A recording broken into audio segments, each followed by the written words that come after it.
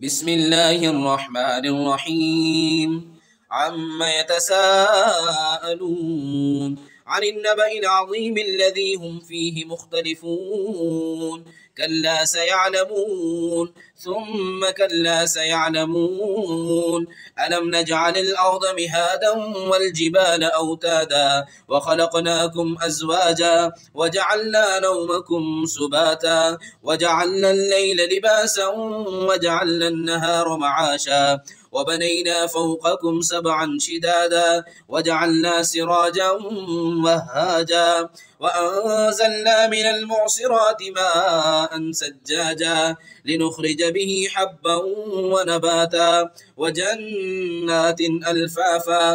إن يوم الفصل كان ميقاتا يوم ينفخ في السور فتأتون أفواجا وفتحت السماء فكانت أبوابا وسيرت الجبال فكانت سرابا.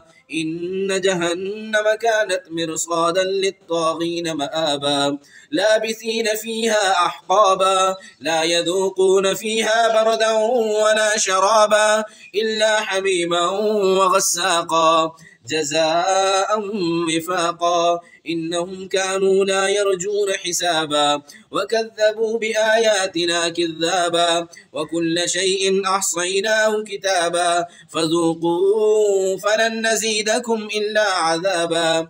إن للمتقين مفازا حدائق وأعنابا وكواعب أترابا وكأسا دهاقا لا يسمعون فيها لغوا ولا كذابا جزاء من ربك عطاء حسابا. رب السماوات والأرض وما بينهما الرحمن لا يملكون منه خطابا.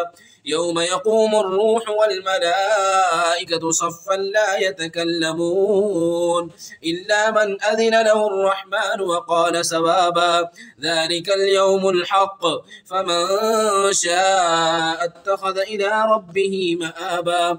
إنا أنذرناكم عذابا قريبا يوم ينظر المرء ما قدمت يداه ويقول الكافر يا ليتني كنت ترابا.